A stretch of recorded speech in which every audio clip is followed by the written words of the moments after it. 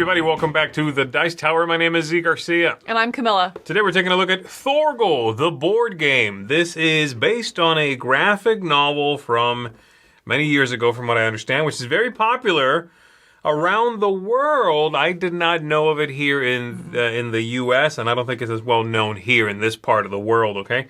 But the game is going to follow some of the adventures of Thorgal and the other characters in the graphic novels and the comics. As you go around and try to achieve objectives, you are trying to manage your resources, do some action selection, ultimately try to win as a group or fail, lose.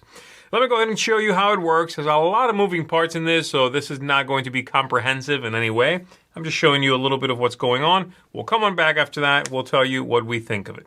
The game comes with this Atlas of Adventure, which is going to have multiple scenarios in it. So you'll need to decide which scenario you'd like to play at the beginning of the game. They are going to share a few different pieces of information, mainly areas that the players will be able to inhabit with their pieces, locations they can interact with, and then a pin with resources you might be able to gather beneath that, and a number in there that generally ties to what round in the game you are able to go into that region. In this case, we cannot inhabit this region until the second round of the game. And so you'll be selecting one. They recommend you start with this first one here, which is Thorgal's Temple, and you see also a board here that goes on the side that ties to that scenario. You're going to track rounds across the bottom. It tells you how you win and how you lose. A few pieces of information, and then over here, if any special rules are in play. Plus, above this, you'll put a couple of decks of events that you will draw from when playing this scenario. You see it is the green deck listed right there and the purple deck right here. So we're going to go ahead and set this up. The Book of Tales is also going to explain any further setup you have to do, as listed right here, the decks you need, and then the initial action row where you take actions in the game. Besides that, every time you interact with a location and it tells you to read an entry, such as here it tells you to read entry 6 and then gain that token, you'll go into the book here and you will read entry 6, listed right there. It'll tell you something that happens in the game. I'm not going to be showing you too much more of that to avoid spoilers. Let's go ahead and set this up. In the game, the players will alternate between an action phase and an event phase, and they will continue doing this until they win or lose together. During the action phase, you'll be taking one of these actions, and that happens 4 times, no matter the amount of players. And then we do the event phase where you draw one of these 2 events based on whether you qualify for that or that, and then you deal with that thing. So I'm going to be explaining move, journey, collect, assign, sacrifice. I'll be skipping because it's a little more rare, combat, and crafting. That happens with these cards down here, okay? And so you have these 4 tokens that you are going to be assigning to one of these cards, triggering that ability at a variable strength based on usually where these other chips are. And so starting from the start player, you will take one of these and you will place it on one of the cards, flip it over to that side, activate that ability. From one round to the next, these will be placed in various locations. Then at the beginning of the next round, we'll flip all these over again, leave them where they are, and you will simply, when you choose to take an action, take it from somewhere, flip it, and move it to that action. If I want to do that, I'll do this one. The next player will move one of the 3 that hasn't been moved yet, and so on. Now, let me explain these starting from the beginning, and I'll work my way over, okay? The first one here is your journey ability. This is going to allow you to take a polyomino, place it on the journey cards that are going to be forming that way, and gain resources, various bonuses. This card here says you are going to gain +1 food, matching an icon that you cover if there are extra of these chips that way of this card, which is impossible right now because it's the one on the far left. A lot of things in this game are going to be happening with these polyominoes, and so you would take one of these, matching where your exploration track is. In this case, I'm still here at the very bottom of my exploration track, so I only get one of these 2 polyominoes, but as I level this up, I'll have access to better shapes, larger shapes generally. And so I would take one of these, I'm going to put it somewhere on the board, I'm going to gain a bonus, if I cover up anything. I'll also have to deal with a penalty if I cover any red spaces or yellow spaces as listed at the bottom of the card. So this is what you are doing. This is going to continue as you cross this threshold with a later placement, such as placing this right here. Then you reveal a new card and that goes next to it, and this continues with you exploring. The new pieces, by the way, must always go into the active column, the one farthest to the right, or past it. And so this would be fine for a next placement, and this would be fine for an upcoming placement, and so on. Always on the last column or after, never on a previous column. So that is the journey action. Here we've got collect, where you're going to take a collect token, and you're going to put it on any of the collect symbols and take goodies. That can go anywhere. In fact, previous locations are okay. If you place it on one of these symbols, that means you collect the resources of where you are. It's this pin right here. So if I'm standing in this region there, and I cover up that location, then I am getting one scroll. You make different things. The stone, that purple flame there, the scrolls, wood is one of the things you can collect, the scene there. So various things you can gather in the game. This one over here is going to let you take one of these resources at the top. It's a card with a special ability. You keep it until you spend it. This one over here lets you assign resources to where you are. And you'll notice these locations here can have goods assigned to them. Sometimes the locations have enemies, and you cannot assign to a location if there are enemies there. You cannot interact with that location. So that is what that's going to let you do. This one over here lets you move, crossing one of these green dashed borders to another one. And again, you cannot go into an area until the round matches or exceeds the number in that area. And then lastly, you have combat over here, where you are going to fight one of the enemies in your region. You'll pick if there are multiples, and they have levels. Levels 1, 2, you see a level 3 there, and there's even level 4s. You'll take a card from that deck. So for example, if I want to fight this enemy, I would draw this card. I'm going to roll dice equal to my combat, which is over here right now pointing at 1, meaning I roll 2 green dice. And then I am trying to, using these shapes, cover all of the hearts. If I manage to do that, I win. If I don't, I get hurt a little bit, and this enemy persists. And that is how that's going to work. Now, various things in the game will let you level up this, and let you level up that track there. Once the players have placed all 4 of the action tokens, then we go to the event phase. We check and read here. If there are at least 3 of these symbols combined uncovered on the journey path, we're going to draw one of these. If that's not the case, we draw one of these. And this is going to have some action that's going to happen.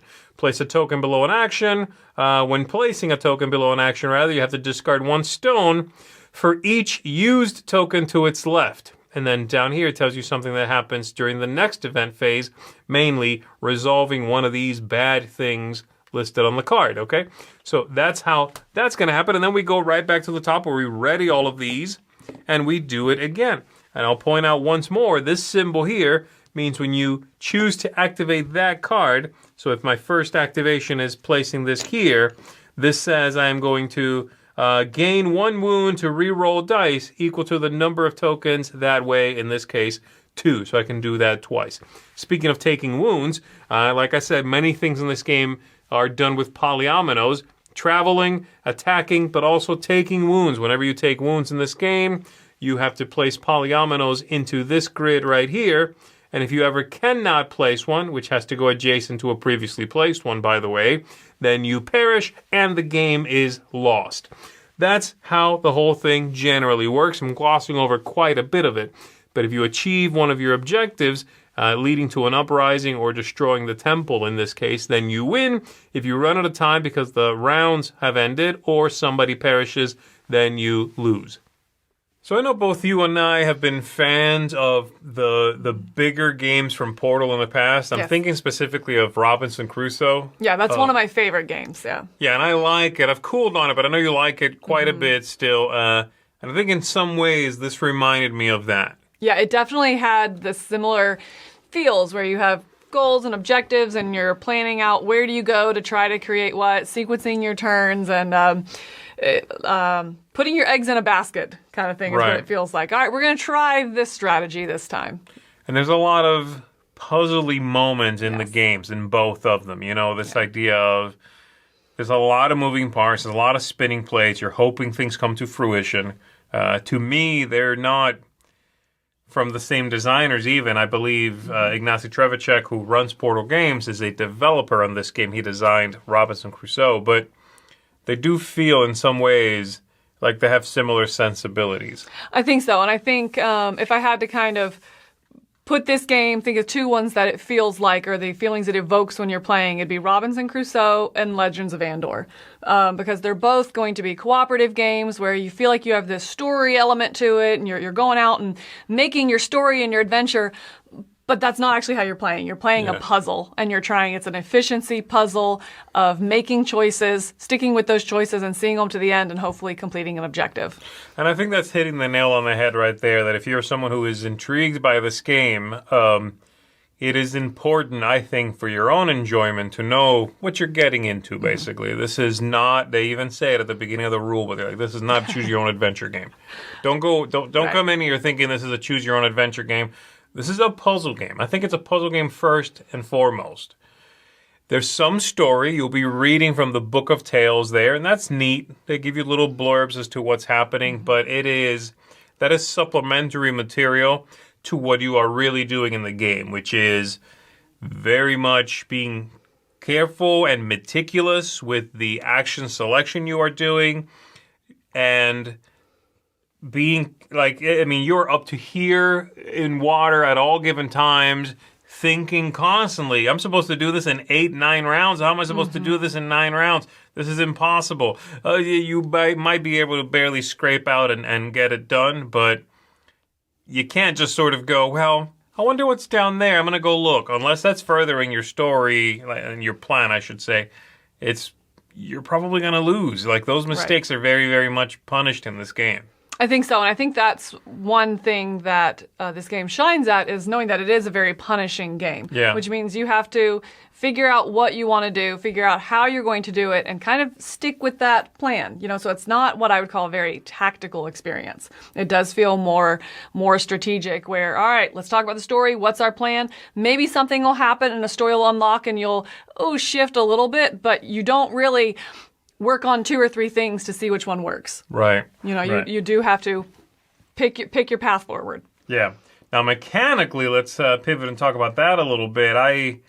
It's interesting because I think most designers would, when asked, say, you don't want to put too many original ideas in a single game because then it becomes weird. It becomes obtuse.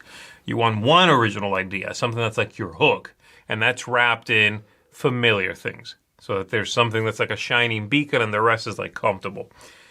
This doesn't feel like that to me. There's a lot of weird ideas in this one box. There is the idea that this action selection system is pretty original, and it's a little strange. The action selection locations will change throughout the game, so you'll have some that will swap other ones in and rearrange the line and stuff. The positioning of the tokens and you having to pick one and move it to a new place, flip it, and where they are in relation to each other.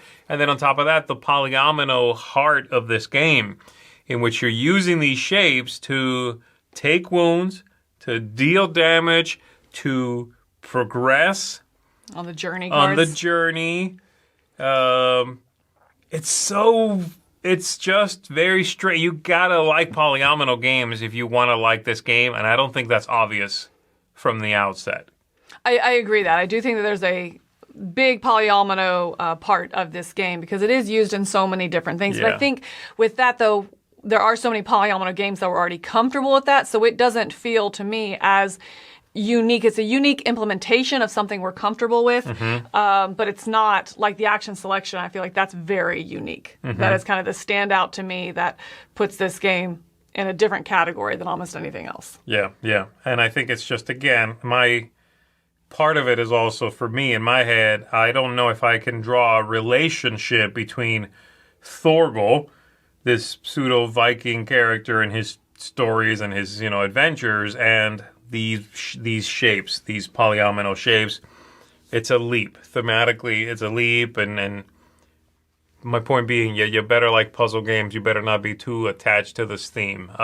Speaking of the theme, did you find not knowing this theme, did that detract from the experience for you? I think it detracted a little bit, and that's probably my biggest negative on the game is the theme. But I think that I don't know if that's a me issue because I don't know the theme, or is it a disconnect with the theme? I don't know, and I don't know the answer to that because sometimes following the stories, it's like, wait, who is the good guy again? Okay, in the one of the scenarios, there's a ship that comes down and multiple kind of factions are vying interest in this. And so it's okay, who's the good one? Is it the sister or the queen that's good? I don't remember. What's this? Are they both bad? Who is it we're partnering with? I'm not really understanding this. And so I found it a little bit hard to follow, which then as we're trying to deduce from the board where to go in order to complete an objective, I found that to be a little difficult. I had to reread the passages and try to bring that out. Now, is that because it's disconnected from the theme or because I don't know the theme? I don't have an answer to that. Sure. So for me personally, that was did bring it down a little bit.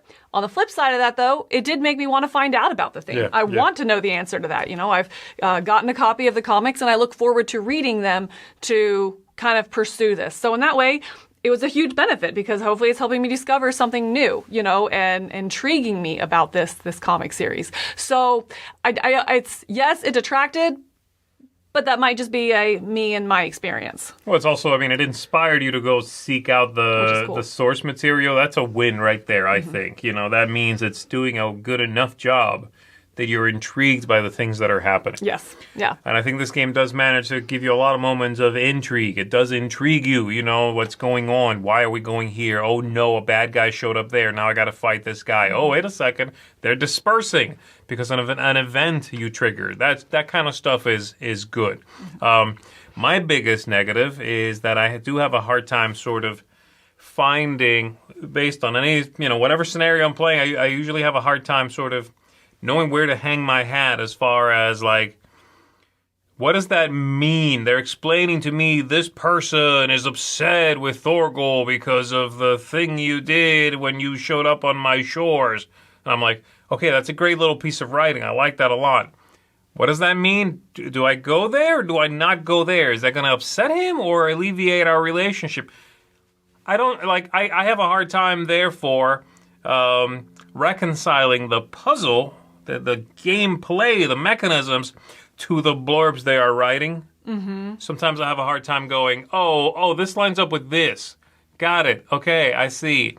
So I shouldn't go there if I don't want to upset this guy. I have a hard time making that connection. Those two things, I have a hard time connecting. But mechanically, the moment to moment, I do find to be engaging. And this game moves along at a nice clip. And it is, I think, lighter than you would think. Yes. It just feels heavier because of that thing I was talking about. It's a very original game. I don't know that I would say it feels heavier. Well, I think understand it. Sorry, to break in. Yeah, I think what was intimidating to me from this game at first is seeing it set up actually at conventions and stuff like that. It looks a lot more complicated than it is. Yeah. When we finally got our hands on a copy here, I read the rule book and I had that's it. Yeah. And then there are a lot of kind of little minutia almost, I think, that you have to go and figure out, if there's a stack of baddies, do you fight all at one time and line them up, or do you just do one? If there's multiple in a stack, do you pick the one or just do the top? Little questions like that I think would benefit from an FAQ or something like that, but I don't necessarily think that that's increasing the weight. I still think this is at most a medium game. Right. It's much simpler than I think based on looking at it set up on a table. Yeah, and there is, by the way, a small FAQ here, but you're talking about better rules, ultimately. All right, so I'm going to come down on this one at a 7 out of 10. I like it. I do find myself a little frustrated sometimes when I'm playing it to understand why I'm doing a thing I'm doing, and also that time pressure of how are we on the 5th round already? I feel like I've done nothing in this game.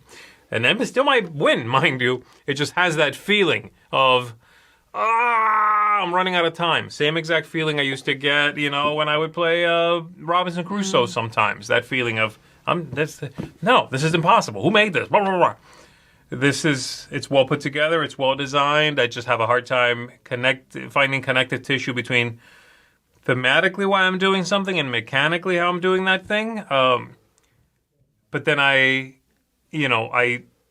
play the thing and enjoy the moment to moment, even if I find some frustration when I look at the overall arc of my experience with the game. So a lot of complex feelings with this one because it is a game that does a lot of things. For me, 7 out of 10. I enjoy it. I want to keep exploring it, and that's a sign of a good game. A game that has its hooks in me, and I can't distance myself from it. I want to keep coming back. I want to try another. I want to have a go at that scenario now. Let's try that again. Couldn't quite do it, but maybe we can this time. Those things are a sign of an engaging game.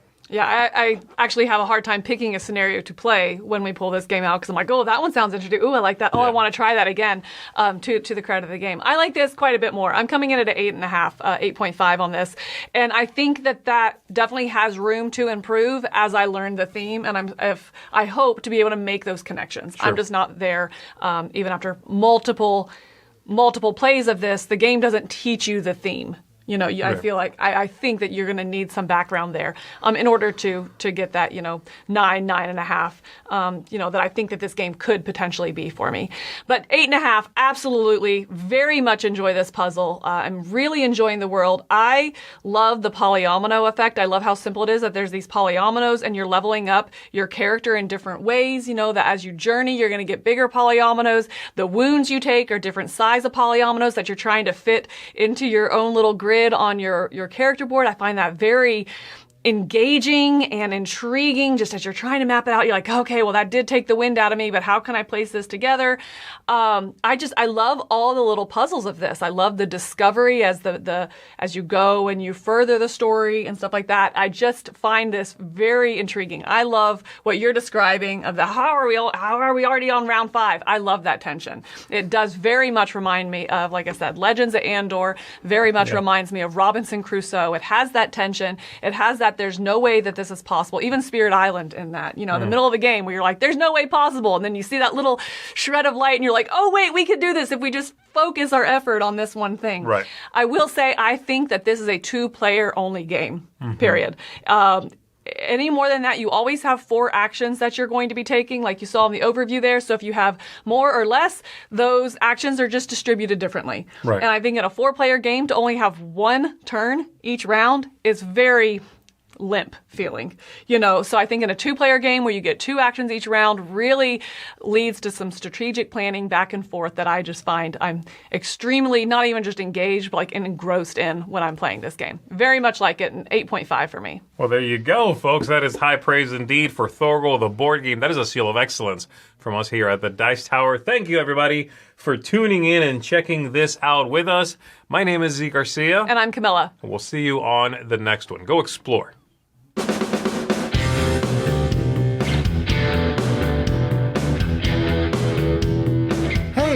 Thanks for watching another video here on the Dice Tower.